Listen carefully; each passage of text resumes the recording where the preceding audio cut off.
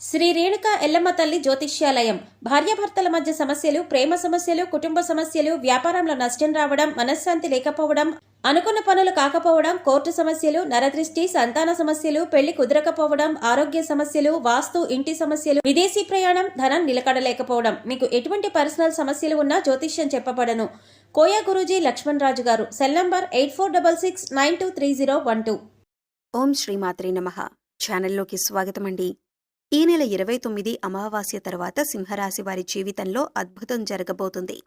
వీరి దశ తిరగనుంది. మీరు కలలో కూడా ఊహించని విధంగా మీ దుఃఖం దూరం అవ్వబోతుంది. దీని కారణంగా మీరు మానసిక ఆనందాన్ని పొందుతారు. అయితే ఈ నెల 29 అమావాస్య తర్వాత ఈ రాశివారికి ఏం జరగబోతోంది, వారి దుఃఖం ఏ విధంగా దూరం కాబోతోంది అనే పూర్తి వివరాలను ఈ వీడియోలో మనం తెలుసుకుందాం.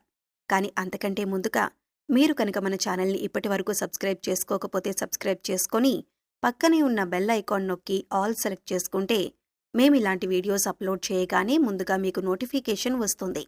ఇక వివరాల్లోకి వెళితే, ముందుగా ఈ రాశివారి వ్యక్తిత్వాన్ని చూసినట్లయితే వీరు చాలా మంచి మనస్తత్వం కలవారని చెప్పుకోవాలి.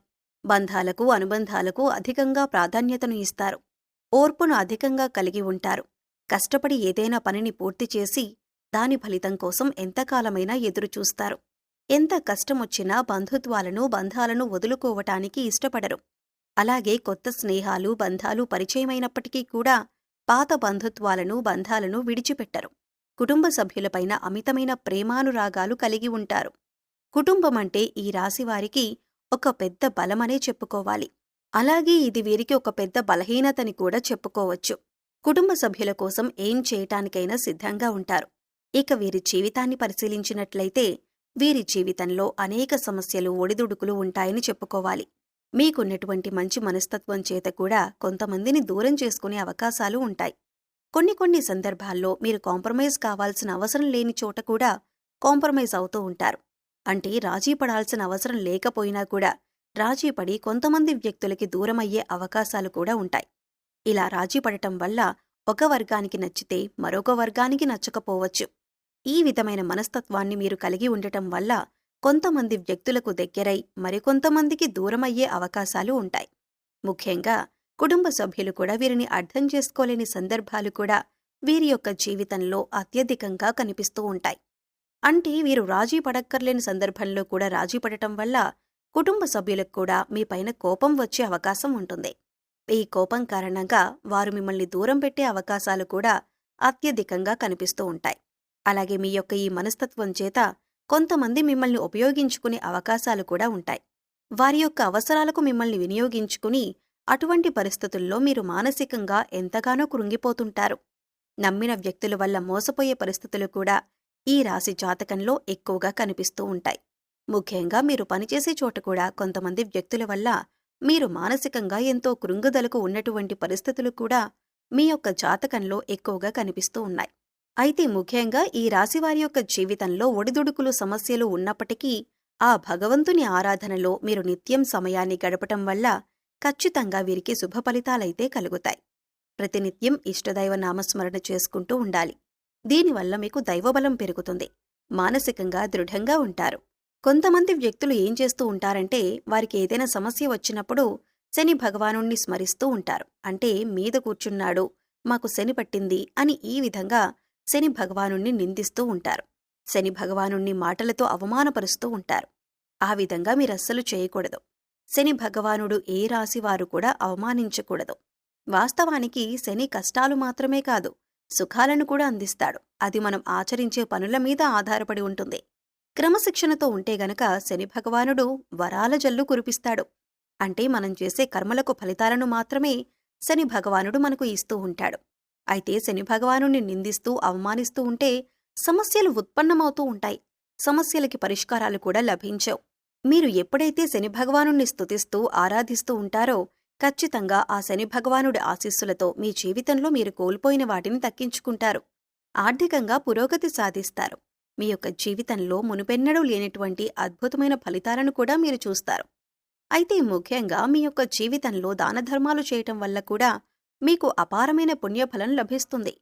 అంటే మీ యొక్క మనస్తత్వం ఇతరులకు సహాయం చేసే గుణమే కాబట్టి మీరు ఈ విధంగా దానధర్మాలు చేయటానికి ఏమాత్రం వెనకంజ వేయకుండా మీ శక్తి మేరకు అంటే అప్పులు చేసి దానాలు చేయాల్సిన అవసరం లేదండి.